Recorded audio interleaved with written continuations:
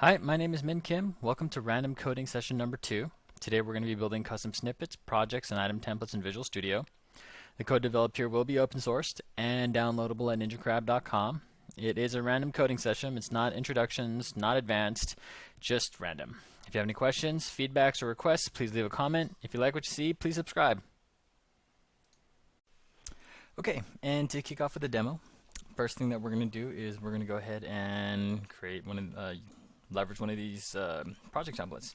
So I'm going to create a brand new solution, as I typically do. Oh my goodness, I cannot seem to do this well. Let me just memorize that hotkey from the future. Hopefully I memorize it. Alright, so I'm in the folder that I want, and I'm going to create an empty solution. We'll call this prism.playground.solution. It's a playground. It's where we play. And we see that we get a brand new solution that's empty, and that's what we want. So we're going to go ahead and add a new project to the solution. And if we look at C#, we're going to find that there is a category for Prism and a category of a project in the Prism called Prism Common. And this is, I'm just going to click OK. And this is kind of boilerplate logic for what I write in most of my common modules. First thing we'll notice is that it does reference all of the Prism DLLs. Fantastic. Second, it creates 3 folders. One folder for contracts, one folder for events, one folder for models. In it, it has a respective interface, just boilerplate service interface. Event is a composite presentation event to use within the event aggregator. And then also a task model, which is just a class that derives off a notification object. You also notice that it includes this packages.config. So the NuGet type of configuration, I assume. I'm actually not really a NuGet professional, so I'll find out what that means later. But for now, just looks good. Sticking with it. Alright, so task model, we see that we get that for free. So again, this is our boilerplate template, the Visual Studio custom project. So now we're going to go ahead and add another item. And we see that if we have a category of Prism under the items, we see that there's composite presentation event and notification object. So I'm going to select a notification object. And I'll create, let's see, how to pirate model. That sounds good. Pirates, they're good.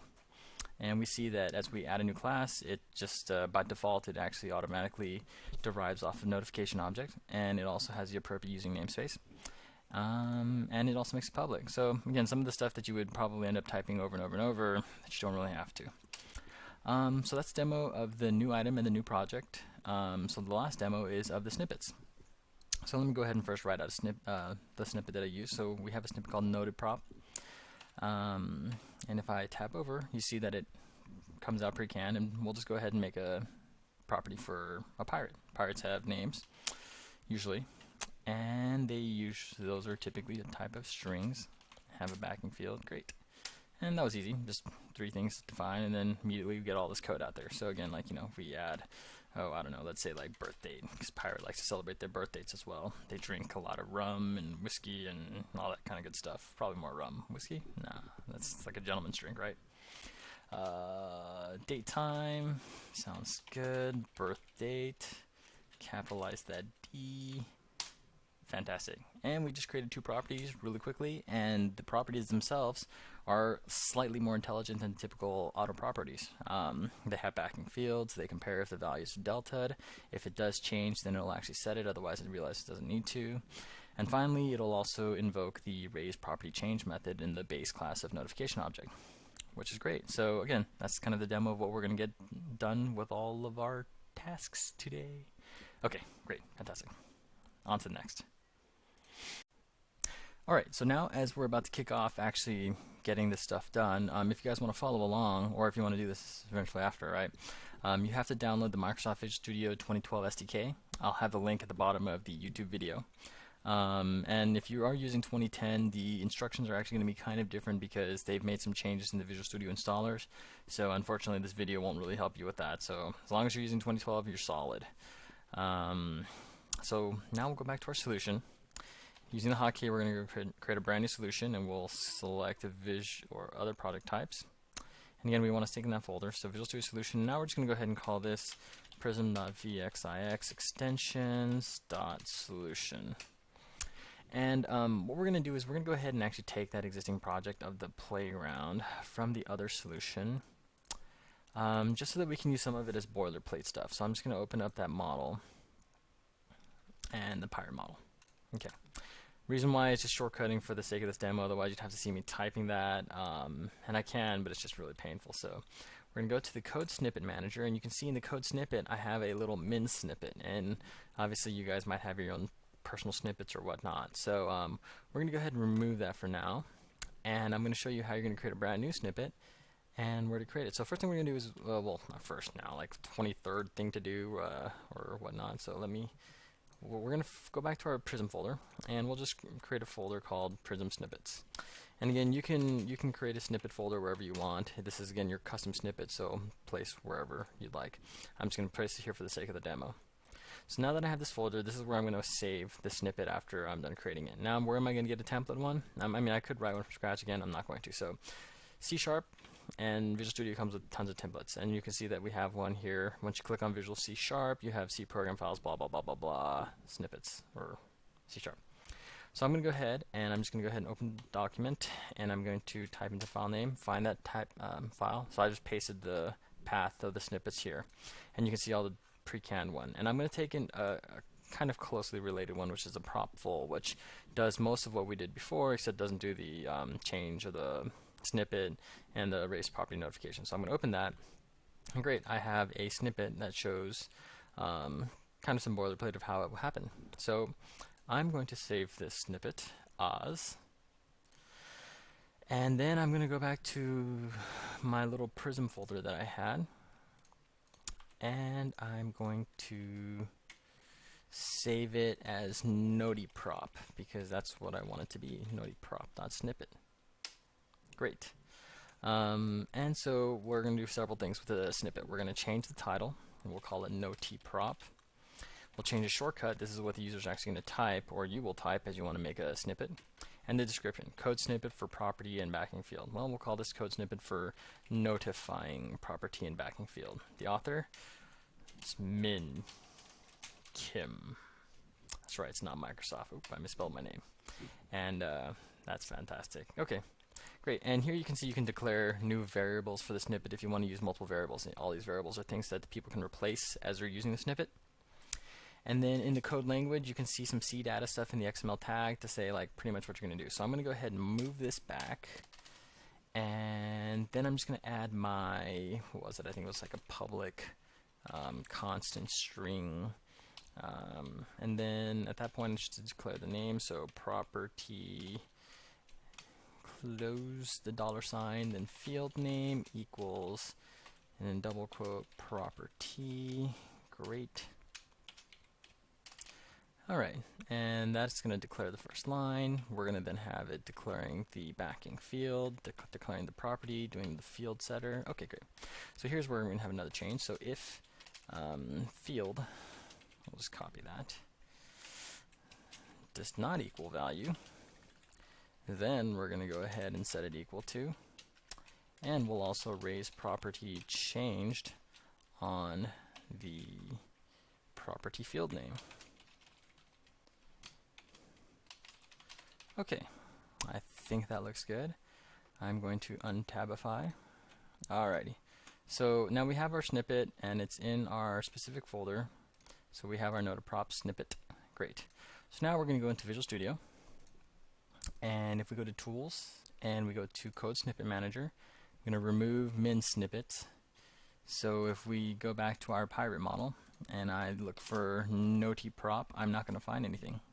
That makes me sad. So I'm going to go ahead and add the new snippet that we've just added back, which should roughly be identical. There might be like a character or two difference. So we're going to click add, and it takes the actual folder. And fortunately, I already had it defined to the snippet folder that I wanted. You just point to the folder that you actually want, click snippets, and then you'll see it's now in your code snippet manager. You expand the tree down, you'll find your snippet, you'll find the shortcut, the name of it, the description, and you, hey, you as the author. Alright, click add. Great. If I do notiprop, tab, sure enough, I've had my next field now. So what else could a pirate possibly have? Let's say that the pirate also has, let's wait. That's kind of a dull property, but whatever. So weight is float, and great. All right, so great. So we've essentially just added a snippet, and whoop.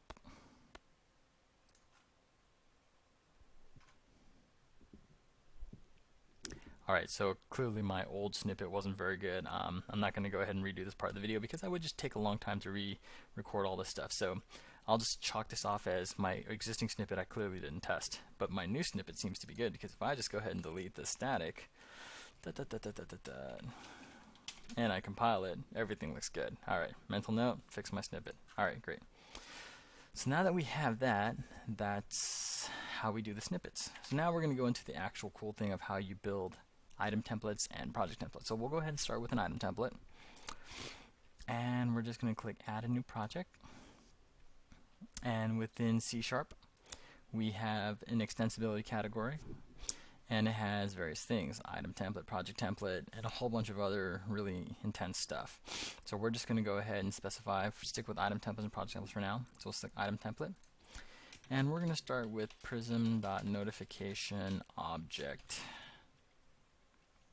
item template first. Great. Creates a new class for us, new project, and it just has a few defaults. I mean, you can leave some of them. I'm just gonna go ahead and change the name to Prism notification objects, description, a class that inherits from Prism's notification object that inherits Prism's. English, not my thing. All right. Okay, let's leave a class for now. We are going to add a class. We're going to add a reference, and we'll go ahead and use NuGet. So we're going to manage NuGet packages. We're going to look online. We're going to type Prism. We're going to find Prism. Click install. Say I agree to the terms. Great. It's going to copy in the DLLs. Beautiful. Now we have our class, and we see that this doesn't exactly look like a normal class, right? So what do? This is where we're gonna use our playground so that we can make sure that we kind of type things in and hopefully not have compile errors like my previous snippet did. So I'll go ahead and, because I want this specific namespace, I'm just gonna go ahead and copy and paste that into here. Great, my Prism, and I know that I wanted to inherit from notification object. All right, fantastic.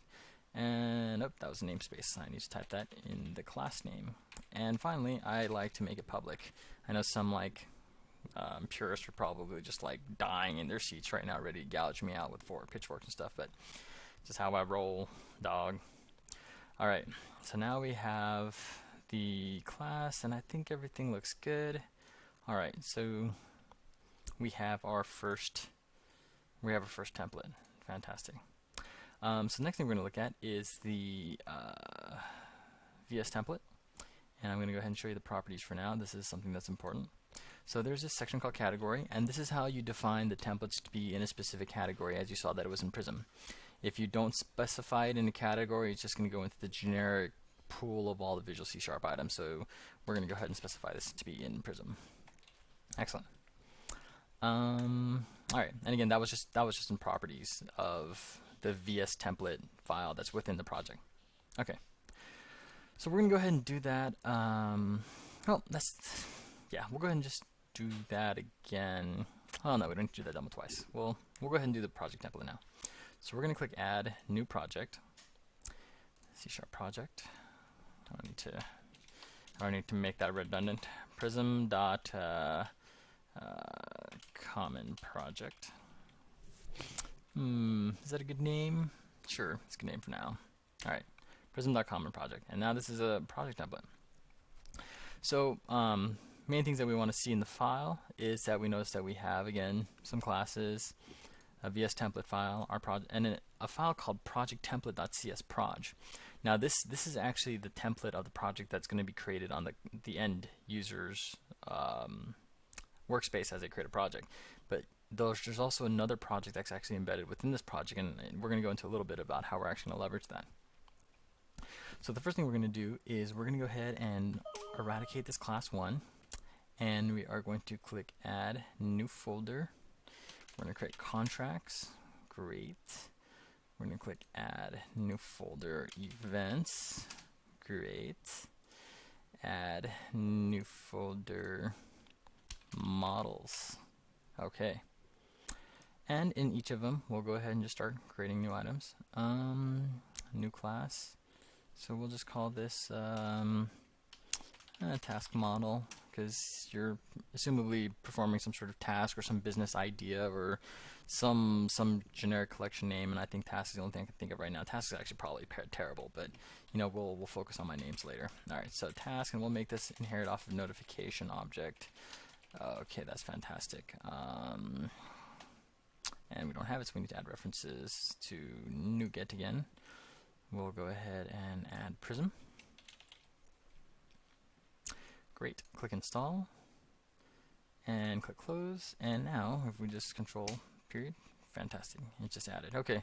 So if you notice in the item template, we had some cool little stuff here that determined if the target framework was greater than or equal to 3.5, then to add the link namespace, and if not, don't. We could do that for this, but for the sake of the demo, I'm just being a little lazy, so we're just going to go ahead and roll as is. Okay, so we'll also add another file, which is going to be my task event. We'll make this public as well, and we'll make this based off of composite presentation event, and we'll make it based off of task model as the parameter. Alright, great. That looks good. Yeah. And then we'll just create some sort of generic template for the services. So task service. Okay. Some guarantee. Great. Okay. So we'll stick with this for now. And then we have to still do a little bit more magic. So the one big thing to note is that if we look in the VS template file, we see that we have a project item for the class1.cs, and it's just here. And then we have another one for the properties and the assembly info. Okay. Now, if we notice, the assembly info was actually in the root folder of this project, but when I actually create my templates, I like the templates to kind of look like what they would actually look like on the target folder.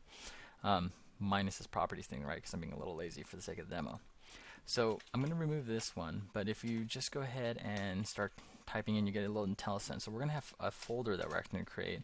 We're going to make name equal to contracts, target folder name equal to contracts, and then, and then inside that, we're actually going to have the file.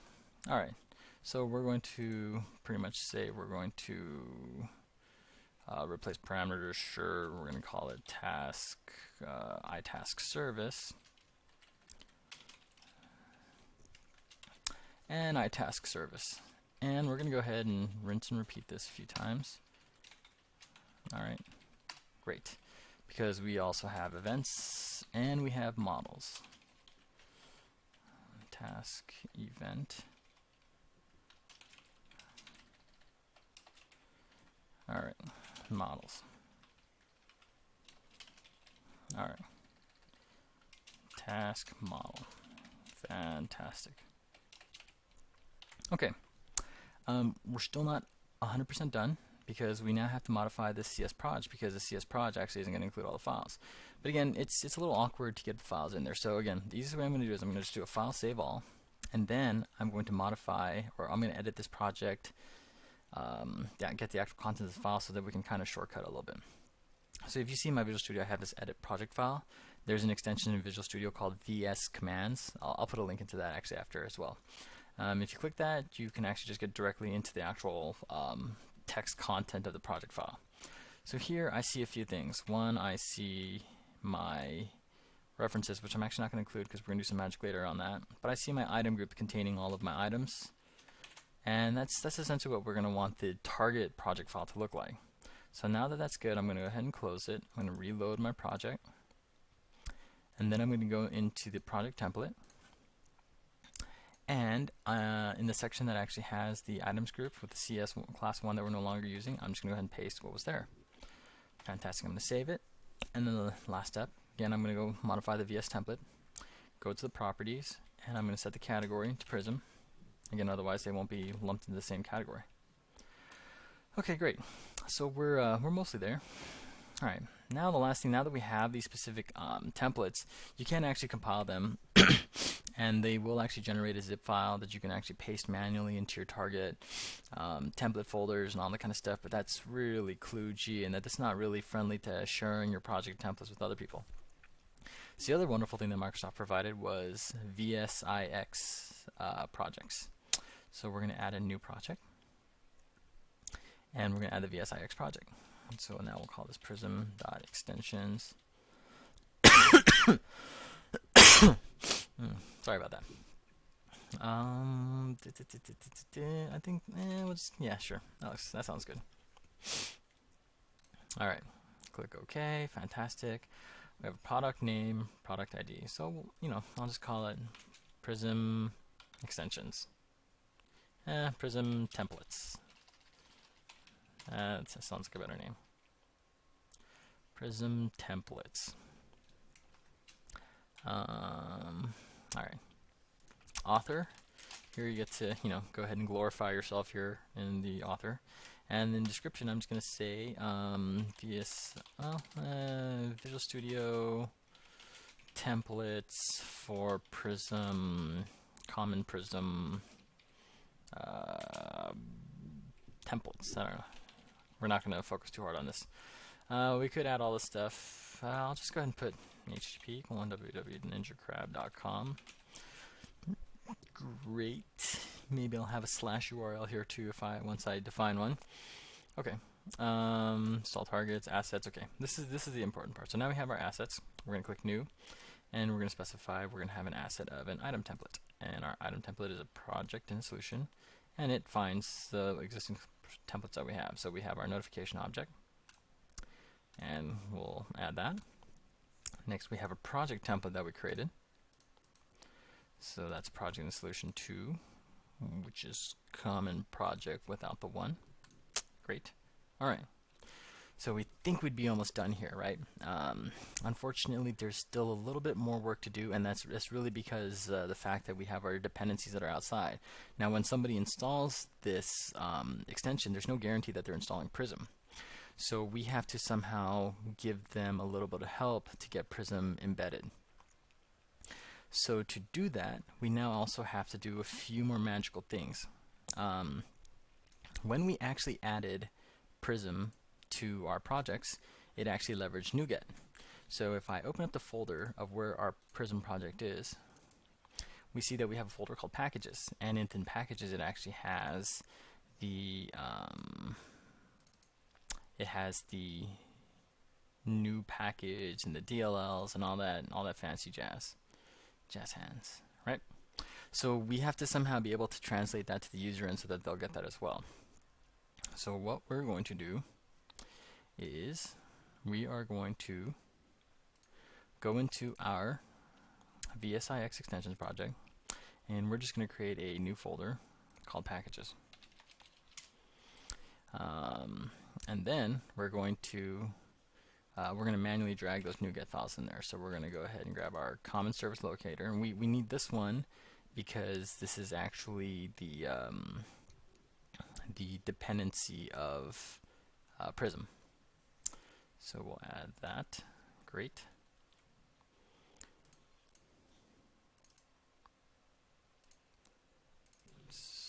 Okay, yeah. Hang on. Alright, so we now have that. Let me just, I'm not sure if this is the right file. Bear with me for a second.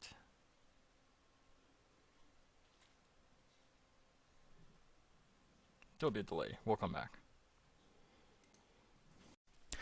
Okay, turns out I was right.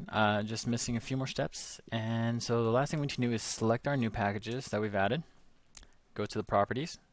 We're going to specify the build action as content, and we will say yes to include them in the VSIX. Great. Save. All right. Save. And then the next thing we're going to do is we need to also add one more thing into the template, And I'm just going to go ahead and copy and paste this because you guys probably don't want to see me typing this entire block. And it's essentially some additional metadata for the Visual Studio installer to use leverage NuGet as it's building the package. You're telling it to use the NuGet interrupt, and you're providing some miscellaneous metadata. Now, the reason that we did the other step of creating the VSIS package first is because we're actually going to need this product ID, and we're going to paste it into the repository ID. And you see that it has a package ID of Prism and Common Service Locator. So Common Service Locator is because it's dependency of Prism, and Prism because that's just what we're using. Alright, so now that all of it's here, we're going to build, hope everything works. And it's compiling. So while it's compiling, we're going to go into the folder where the VSIX would be. And we're going to wait for it to say it's done compiling. Alright, looks like it's done. Updated timestamp seems to be valid. We can go ahead and double click the installer, run it, click install. Great. Now we're going to open up a new Visual Studio. And we're going to use a new Visual Studio as opposed to closing this Visual Studio and reopening it, because in case there's anything that you ever have to do, it seems to be helpful for me that you don't have to close and reopen the project that actually built the item templates off of. Great. So I'm going to do new project, and there's Prism right there as an option anymore now again. So now that we have it, we're going to go ahead and click add. Fantastic. And it generates a project for us, sure enough. And there's references that we wanted. Here are all of our boilerplate interface, our boilerplate events, and same thing with the model. Great, and everything looks good. So if we add a new item for the actual Prism stuff, we see here's our notification object. So great. So that's essentially how you use item templates in Visual Studio. This is a little bit longer demo than I was hoping for, but I think it still gets a lot of the information across. I'll have the notes on the bottom of the actual YouTube link. And again, I hope you guys enjoyed the video. Please let me know if you have any suggestions or comments. Cheers.